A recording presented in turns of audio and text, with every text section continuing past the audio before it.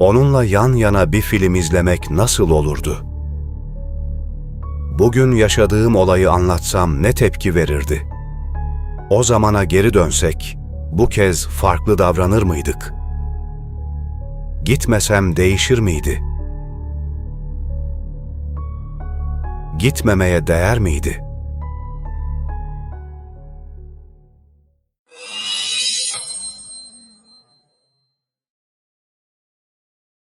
Öncelikle onu unutmak imkansız değil.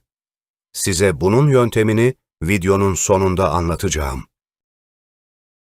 Hayatta gerçekleşen şeyler kadar, hatta bazen onlardan da fazla gerçekleşemeyen şeyler vardır.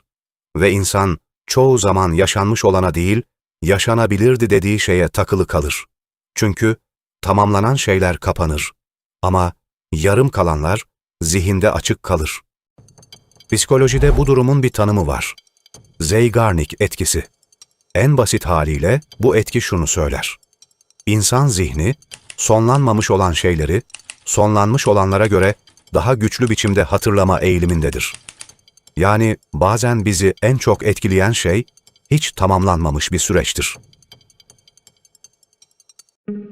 Bu fikrin çıkış noktası, sıradan bir günde bir restoranda atılır. Psikolog Kurt Levin'in dikkatini çeken bir durum vardır. Garsonlar, henüz hesabı kapanmamış masaların siparişlerini çok net hatırlar. Kim ne istedi, ne eksik, hangi masa bekliyor? Hepsi akıllarındadır. Ama hesap ödendiğinde ve masa kapandığında bu ayrıntılar silikleşir. Yani zihinleri bitmemiş olanı tutar, biteni ise bırakıverir. Bluma Zeigarnik de bu gözlemden yola çıkarak bu durumu deneysel olarak incelemeye başlar. İnsanlara küçük görevler verir. Bazıları tamamlanır, bazıları ise tam ortasında kesilir. Sonra hangilerinin daha çok hatırlandığı sorulur. Sonuçta elbette yarım bırakılan, bölünen, tamamlanmayan görevlerin daha canlı kaldığı görülür.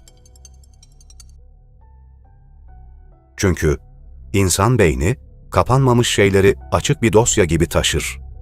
Bir iş başladığında bir beklenti ve bir yön duygusu oluşur. Ama o süreç tamamlanmadığında içeride küçük bir gerilim kalır. Ve zihin o gerilim çözülene kadar meseleyi tamamen bırakamaz.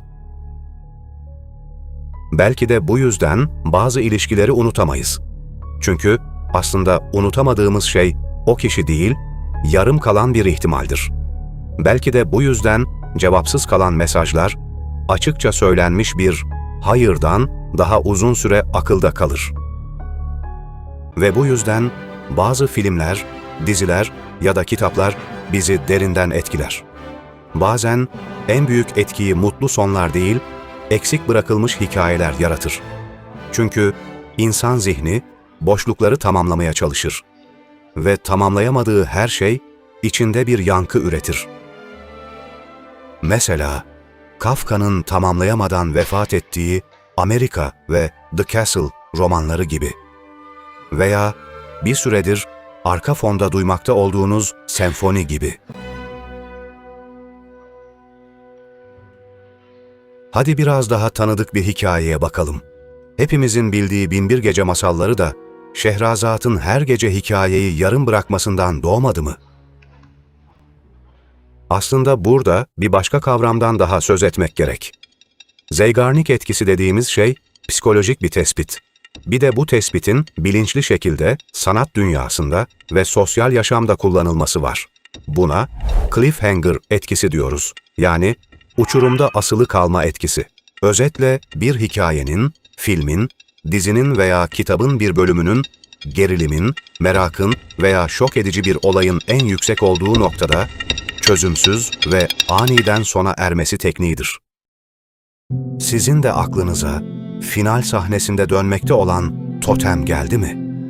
Veya Tony'nin ölüp ölmediğini bize söylemeden kararan o ekran. Daha da eskiye gidelim.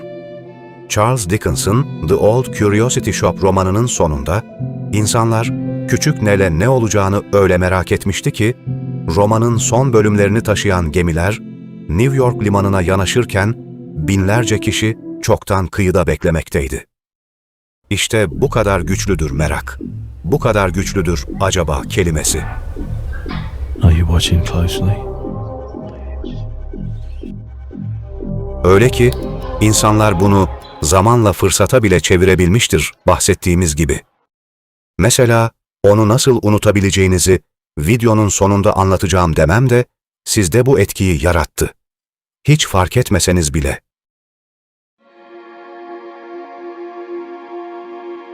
Yarım kalanı unutmak. O kişiyi unutmak. Özünde iyileşmek, her şeyi unutmak değildir. Olmamalıdır. Yoksa bize ne kalır? Bizden geri ne kalır? İyileşmek, zihnin kapanış bulamadığı yere kendi içinde bir son yazabilmektir. Yani karşında olmayan birine veda edebilmektir. Söylenmeyeni kabul etmek, yaşanmayanı serbest bırakmak, eksik kalanı olduğu haliyle görmektir. Yaşanmayan o sonu kendin yazabilme cesaretidir.